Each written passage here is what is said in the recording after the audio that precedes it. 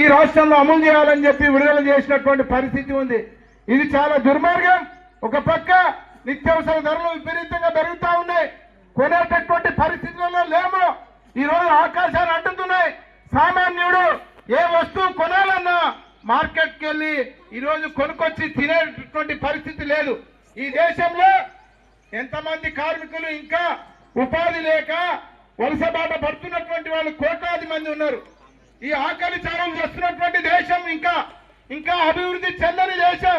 ఈ దేశంలో ఇంకా కష్టజీవుల హక్కులను కాలవేయడానికి ఇట్లాంటి మోడీ ప్రభుత్వం అమలు చేస్తే మన భవిష్యత్తు ఏం కావాలనేది మీరందరూ కూడా ఆలోచించాల్సినటువంటి అవసరం ఉంది.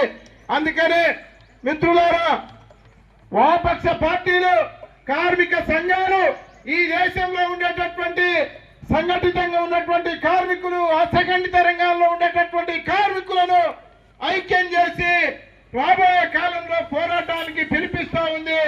ఆ పోరాటాలను మనం అందరం కూడా అందిపుచ్చుకొని ఖచ్చితంగా కేంద్ర రాష్ట్ర ప్రభుత్వాల పైన తిరుగుబాటు చేసి మన హక్కులను నిలబెట్టుకోవాలి. ఉన్నటువంటి హక్కులను కాలరాయకుండా కాపాడుకోవాల్సినటువంటి బాధ్యత మన అందరి పైన ఉందనేది నేను చెప్పదలిచాను. అందుకనే మిత్రులారా, ఒక్కసారి ఆలోచన చేయండి. ఎన్నికలు వచ్చినప్పుడు మనం అందరం కూడా ఎవరికో మాటలు విని ఇంట్లో ఉండేటటువంటి వాళ్ళది కూడా మాట వినకుండా నోట్లకు, కోటర్లకు బానిసలై ఈ రోజు ఓట్లు వేసేసి 5 ఏళ్ల కాలం పాటు ఇబ్బందులు పడుతున్నటువంటి పరిస్థితి ఉంది.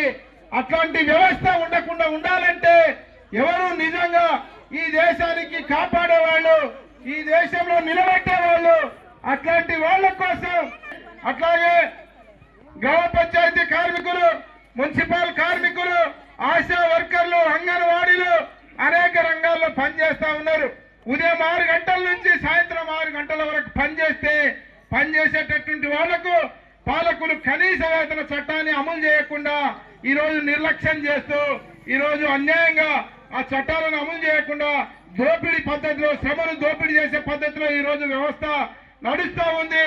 ఆ వ్యవస్థను కూల్చేటప్పుడే నిజమైనటువంటి వ్యవస్థ వస్తే మనకందరు కూడా కనీస వేతన చట్టాలు అమలవుతాయి.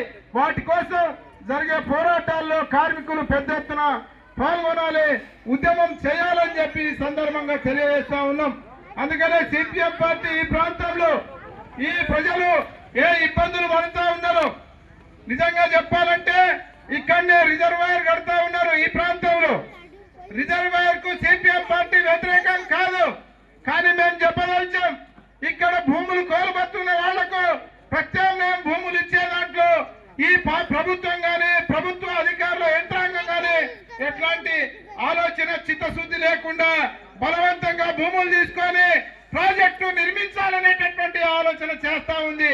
కాబట్టి అట్లాంటి ఆలోచన చేస్తే ఈ ప్రాంతంలో ఉండేటటువంటి రైతాంగాన్ని సమీకరించి వారి పక్షాన ఎర్ర జెండా నిలబడుతుంది, పోరాటం చేస్తుంది తప్ప వాళ్ళకు అండగా ఉంటామని చెప్పి తెలియజేస్తా ఉన్నాం. కొంతమంది వాళ్ళ స్వప్రయోజనాల కోసం రైతులను తప్పుదోవ పట్టించే ప్రయత్నం కొందరు చేస్తా ఉన్నారు. ఆ రైతాంగమే గుర్తిస్తుంది. ఎర్ర జెండా దగ్గరకు వచ్చినప్పుడు మేమే పోరాటంలో ముందుంటామని వారికి కూడా తెలియజేస్తా ఉన్నాం. ఎర్ర జెండా వెనకాల పోతే సమస్యలు పరిష్కారం కావు, ఉద్యమాలు చేస్తారు, మీరు అందరు కూడా జైల్లో పెడతారని భయభ్రాంతులకు గురి చేస్తున్నటువంటి పరిస్థితి ఈ ప్రాంతంలో ఉంది. ఎర్ర జెండా చేసిన పోరాటాలు, త్యాగము ఎక్కడ ఈ రోజు ఈ కాలేదు. వాళ్ళు చేసిన త్యాగాల ఫలితంగానే ఈ ప్రాంతంలో భూములు కోల్పోయినటువంటి వాళ్లకు రాష్ట్రంలో కావచ్చు, మీరు మనం మల్లన్న సాగర్ భూ నిర్వాసితుల పోరాటాన్ని మీరు తెలుసుకోండి. అక్కడ ఎర్ర జెండా నిలబడడం వల్లే వారికి నష్టపరిహారము సరైనటువంటి రీతిలో రావడం జరిగింది. ఇక్కడ భూములు కోల్పోతున్నటువంటి వాళ్ళకు కూడా అట్లాంటి నష్టపరిహారం కావాలంటే భూమికి భూమి ఇవ్వాలి, ఇల్లుకి ఇల్లు ఇవ్వాలి. అప్పుడే ఇక్కడ ఉండేటటువంటి రైతులు వాళ్ళ పక్షాన మేము కూడా నిలబడి పోరాటం చేస్తామని చెప్పి తెలియజేస్తా ఉన్నాం. అట్లాగే ఈ ప్రాంతంలో కూడా ఈ రోజు జరుగుతున్నటువంటి మేడే కార్యక్రమానికి కూడా కొందరు రాజకీయ నాయకులు మన వామపక్ష పార్టీ ఇట్లాంటి ఎర్ర జెండా కింది పోతే మీకు వచ్చే సంక్షేమ పథకాలు ఇవ్వం, మీకు వచ్చే ఇందిరమ్మ ఇల్లు ఇవ్వం, మీకు వచ్చేటటువంటి రేషన్ కార్డులు ఇప్పాం, అని చెప్పి ఊరూరా ఇంటింటి సాటింపు చేసి మీటింగ్ ను అడ్డుకునేటటువంటి ప్రయత్నం చేశారు.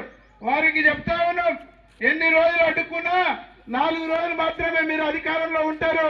ఎర్ర జెండా శాశ్వతంగా ప్రజల కోసం పోరాటం చేస్తుంది, అది మర్చిపోకండి అని చెప్పి చెప్తా ఉన్నాం. అయ్యా మొన్నటి దాకా అధికారంలో లేనప్పుడు మీరేం చేశారు? ఎర్ర జెండా వెనకాలకు వచ్చి మేము చేసే పోరాటాల్లో మీరు పాల్గొనలేదా అని తెలియజేస్తా ఉన్నాం. కాబట్టి అట్లాంటి